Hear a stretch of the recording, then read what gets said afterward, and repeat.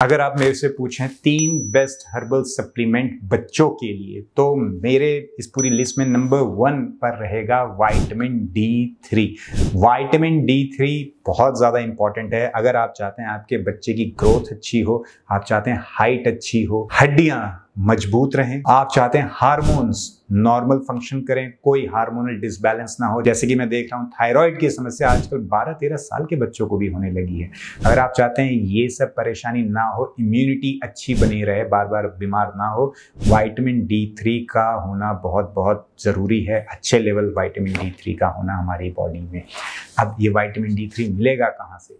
बहुत ही आसान है, सूरज से। अगर आपका बच्चा सूरज में जाकर खेलता है, जब सूर्य की रोशनी रहती है उसमें जाकर खेलता है, तो उसकी बॉडी खुद ही विटामिन D3 बना लेगी। आपको कुछ करने की ज़रूरत नहीं है।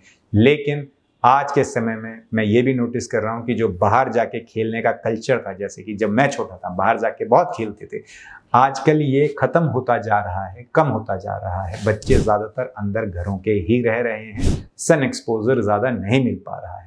इस कारण विटामिन D3 की कमी हो रही है।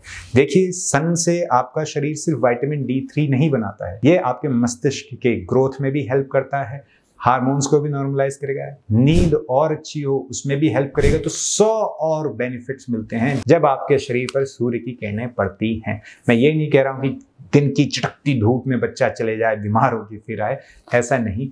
सुबह 10 से 11 बजे तक की धूप और शाम को 5 बजे के बाद वाली धूप, जो शाम की धूप होती है और जो सुबह की धूप होती है, उस समय अगर आपका बच्चा बाहर जाएगा, विटामिन D3 उसको मिलेगा, वो उसके लिए बहुत हेल्पफुल होगा। लेकिन अगर आप ऐसी जगह में रहते हैं जहां पर ज़्यादा सूरज नहीं आता है, ठंडी जगहों में आप रहते हैं, या फिर बहुत ऐसी जगह में रहते हैं जहां पर बहुत ज़्यादा ही सन है, ह्राश सन है, बहुत हार्ड आता है सन, या फिर किसी कारण आपका बच्चा ज़्यादा बाहर नहीं जा पाता है, तब आपको विटामिन D3 सप्लीमेंट करना पड़ता है। लिक्विड फॉर्म में भी मिलता है, बहुत अलग अलग कंपनियां हैं, आप देखिएगा, नेट पर सर्च करिएगा, या आप अपने मेडिकल स्टोर में जाकर पूछ सकते हैं विटामिन D3 के बारे में, और वो आपको ड्रॉप फॉर्म में आप बच्चों को दे सकते हैं। तो ये 2 तरीके हैं। तीसरा, अगर आप नेचुरल वे में बात करें, वो नॉन वेजिटेरियन वे होता है, वो होता है कॉड लिवर ऑयल में। मछली होती है, उसका तेल होता है कॉड लिवर ऑयल, आप पढ़िएगा कॉड लिवर ऑयल के बारे में, वहाँ से मिलता है। अगर आप वो नहीं चाहते हैं और आप चाहते हैं विटामिन D3 अच्छा मिले, तो सन से या फिर आपको लेना पड़ेगा मेडिकल स्टोर से। अब कोई कहता है नहीं जी मशरूम में बहुत होता है, इस खाने में बहुत होता है। अरे भाई, नॉर्मल हमें मिल जाए, इसके लिए अगर आप डीप स्टडी करेंगे, बाहर तो आपको लगेगा हाँ इसमें भी है, इसमें भी है, मिल जाएगा पूरा विटामिन D3। लेकिन आप देखिएगा कि रियल में हमारी बॉडी को कितनी ज़रूरत होती है और ये मशरूम से हमें कितना मिलता है। बहुत कम मिलता है, बहुत ही कम। जो दूसरे खाने की चीज़ें, कोई कहता है जी इडली से मिल जाता है, कोई कहता है डोसा से मिल जाता है।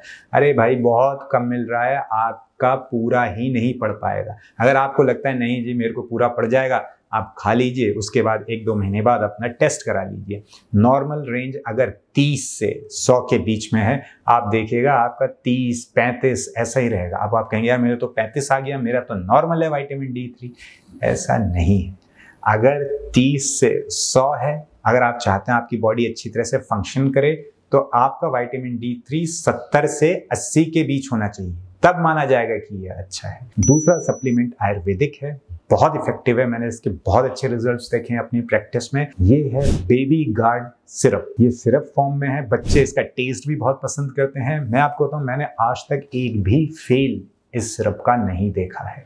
जितनों ने भी इसका इस्तेमाल किया है, सबको अच्छे इफेक्ट ही मिले हैं इसके। लेना बहुत आसान है, सुबह शाम ले सकते हैं इसको, खाली पेट या खाने के बाद, इसमें भी ज्यादा कोई फर्क नहीं पड़ता है। बच्चे इसको पसंद करते हैं और ये बच्चों की इम्यूनिटी को बहुत बूस्ट करता है। अगर खांसी आती है, बच्चा बीमार बहुत होता है, या एलर्जी है, एलर्जिक राइनाइटिस है, लगातार खांसी बनी रहती है, किसी भी चीज से एलर्जी हो जाती है, स्पाज्म होता है, बच्चा रात को रोता है, पैरों में दर्द रहता है, इन सब में आपको हेल्प करेगा बेबी गार्ड सिरप। पेट से रिलेटेड कोई भी परेशानी है बच्चे की, या पाचन तंत्र से रिलेटेड कोई भी परेशानी है, उसमें ये बहुत अच्छा हेल्प करता है।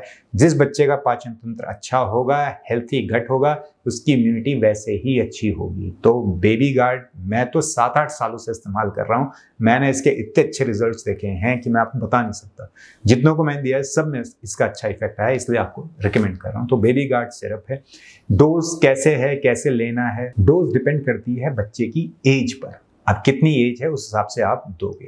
अब यहाँ बताना लंबा हो जाएगा, तो इसका लिंक मैं नीचे डिस्क्रिप्शन बॉक्स में डाल दूंगा, आप वहां पर पढ़ सकते हैं कि कितनी एज के बच्चे को कितना लेना चाहिए। अब बात करते हैं तीसरे हेल्थ सप्लीमेंट के बारे में जो बच्चे के लिए हेल्पफुल रहता है।